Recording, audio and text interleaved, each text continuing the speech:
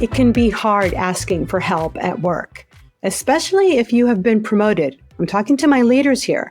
You think you need to know all the answers. And if you have recently been appointed to a big new role, maybe you are in a new job, they are going to expect a lot from you. But all the more reason you're going to have to learn when and how to ask for help. Hi, I'm Diana Bernal, a career strategist who guides ambitious Latinas so they can reach their goals. And today, I'm going to talk about asking for help, especially when you're in a higher role. We're going to talk about what gets in our way and how to use a framework to work through those fears to get the courage to ask for what you need so you can be successful. Okay, let's jump in.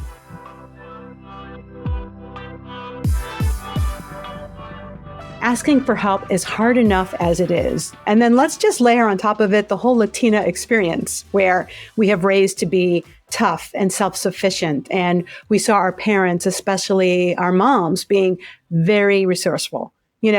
Asking for help may not be in our nature. So any hesitation or fear you have about asking for help definitely is valid. So what is it that we fear? We fear that people will think that we don't know what we're doing. And if you already have imposter syndrome, the fear that you don't belong or that other people think that you don't belong, asking for help can be twice as hard. So we worry about what other people think. Maybe we even put a little bit of judgment on ourselves. Like, okay, Diana, I should have paid attention to the training last year, and then I would have known what to do. So I blame myself. Or another one is we project and we assume what the other person is going to say. Maybe they're not going to help us. Maybe they're going to look down at us because we're asking for help. All of this becomes a cycle and a snowball. The less you ask for help, the bigger the problem gets, then the more overwhelmed you are about asking for help for a larger problem, right? Look, it's tough. I get it. And don't think that this goes away. Because in the first few years of our career, it's not uncommon to be afraid to ask for help because you're just getting started, especially if you are in a remote environment and you don't see other people asking for help. It's hard to know how to do it. But then after you've been at it for 20 years, then you're still afraid to ask for help because you think that you should know it by now, that you've reached a certain level. And that's why I especially want to be talking to my leaders today about how important it is to ask for help, especially when you are at these higher levels.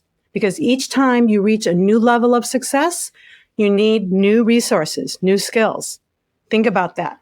Higher levels of success, different resources, different skills to perform at that level. So let's think about a supervisor. That is a great example. The very first time you're given a team to supervise, you need the technical skills to how to manage people, how to do the performance reviews, how to coach them, and how to solve conflict, right? Now, if you're lucky, your boss is going to help you, train you, and get you whatever type of support you need in the company. But what if you work for a small company? What if your boss is too busy? Well, then who else can you turn to get some of that support? Can you talk to your old boss? Can you talk to other friends? Can you talk to another coworker who is a supervisor now, and you can talk to them about the first time they started to become the supervisor? Don't forget, there's always someone who has been in your shoes. And there's also another saying, asking for help is not a sign of weakness. It is a sign of strength. You are showing your leadership in this new position that you aren't afraid to acknowledge where you need some support. So think about a time when maybe a leader came to you to ask for help or your input. Think of how impressed you were that that person came to you. Vulnerability is indeed a strength because it shows we have self-awareness. And we want our leaders to have self-awareness. So it's important to tap the help that we need. And to remember, not everybody started out as the finished product that you see. If you see someone who is, let's say, 50 years old and they've got this big promotion and they are interviewed all the time and they're very impressive, you've got to remember that that person may have fallen asleep in biology 101. That person may have gotten lost on their way to their very, very first job. But you don't see that because all you see is the accomplishments of today. So you've got to remind yourself that everyone weaves, everyone has these different times in their life when they need to ask for help. And especially, again, talking to my Latinas out there are so few of us in the corporate office. There are so few of us in leadership positions that it really is important for us to get the help we need so that we can be successful. So I need you to be successful. So how do I do it? I have a 3-question framework. I hope this works for you, but here's where I start. What do I need to succeed in this new role? Who can help me? And how do I get it? Okay, the supervising example is an easy one, right? I've just been promoted and I have a team. What do I need to succeed as a supervisor? Well, I need some training. I need some coaching on how to manage conflict or whatever the performance management system is, right? Who's going to help me? Well, ideally, it's my boss. But if it's not my boss, who are the other people that can provide support, right? And then how do I get it? Who do I ask? Who do I talk to? Now, the supervising example is an easy one, but what happens when it's a larger problem to solve? And again, this is where I'm talking to my leaders here, my department directors, my vice presidents. You are tasked with the vision for the department. How do you confidently go forward with your new plans? And there is an old saying that it's lonely at the top, and sometimes that very much is true, but it does not have to be. And this is where I want you to build your circle of support, the different people that you can call on at different times to get the help that you need. So here I am self-employed, and I think of the different people I talk to. I think of other consulting friends where I talk to them about how they structure their contracts and the different project timelines that they work on. I talked to another friend actually just a few weeks ago about taxes and budgets, things like that. But I have different people in my professional life that I can ask for help in different things. The one common factor is they're all people I can trust. Now, a lot of these people are folks that I used to work with. So this is just a reminder that you should always be cultivating your network. Stay in touch with those people that you used to work with who can be helpful down the road. And that's where thought partnership, as you get higher and higher in your career, is so valuable to have other people you trust and you can talk to. It's really essential because the challenges get tougher as you get up the ladder and they are more nuanced. It's not an easy BuzzFeed article that can give you, 10 tips on strategic vision. So if you are having a tough time asking, here's a couple of things to think about. Think of a past example where you helped someone professionally. Was it a former coworker who called you or a friend who reached out to you? And what did you do when you got that call? Hopefully you took the call and you spoke to them about what was on their mind. I think of other times when other friends have reached out to me for advice. Maybe it was a quick phone call. Maybe it was beer at trivia night to map out some plans for her new event. Either way, I was happy to do it. And I'm sure you've done it as well. So just reminding yourself that people will also take your call. Also, think about when you received help.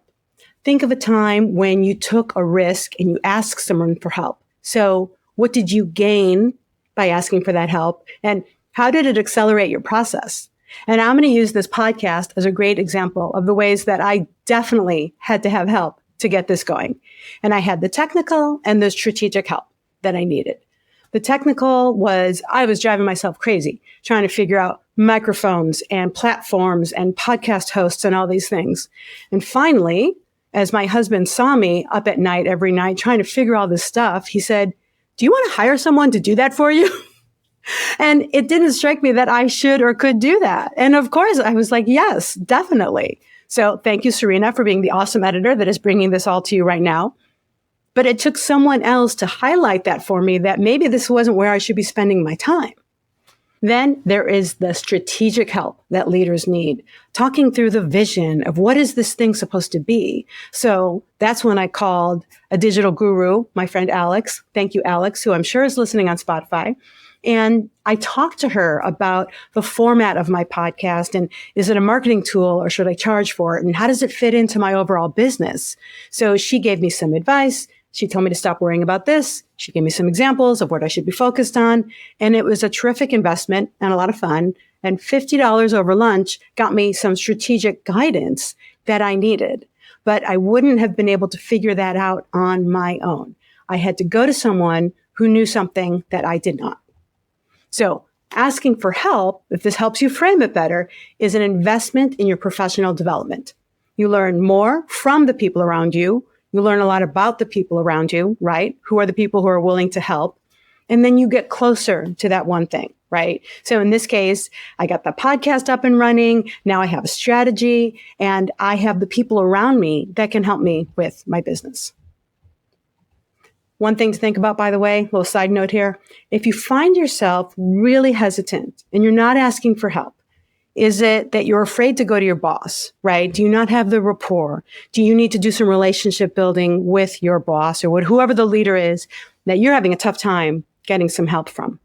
Or is it just the concept of asking for help, right? So are you at the right place? Are you passionate about the work you do? Do you doubt something about the company that you really don't want to get ahead there? Maybe there is a moment here for you to pause and do some reflection to see why it is that you aren't asking for help, to see if this is going to be a constant problem at your company for you, and maybe there's a different problem taking root. Okay, so again, the framework, before I get to my fun definition of courage, by the way, the framework is, what do I need to succeed in this new role?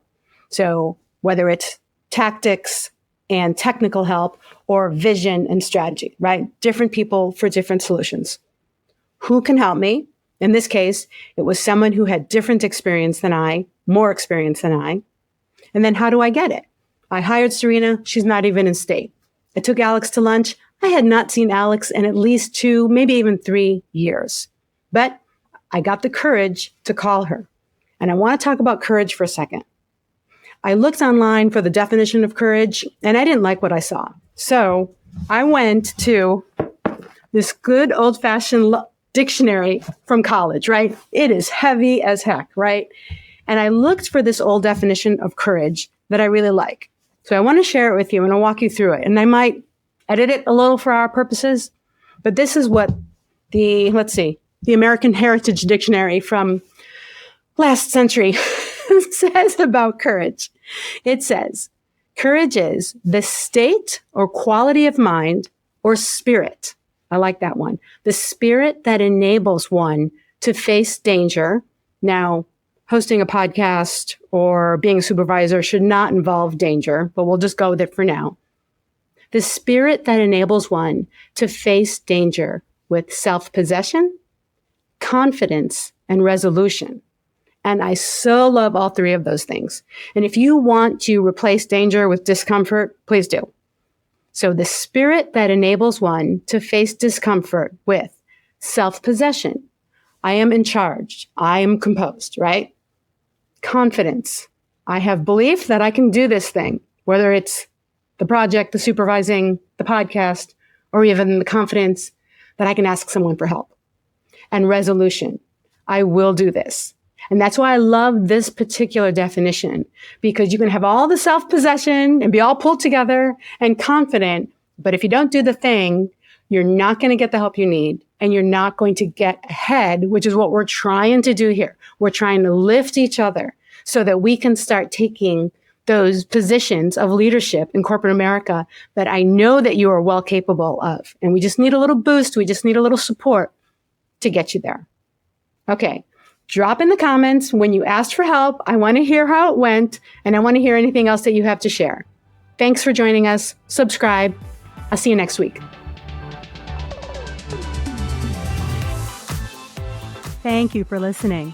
For more, visit cornerofficelatinas.com, where we give you the framework, inspiration, and support you need to reach and thrive in the corner office. We have some free downloads on the website, where you can also sign up for our e-news so we can keep you posted on workshops and events coming up that you will not want to miss. That's cornerofficelatinas.com. See you next week.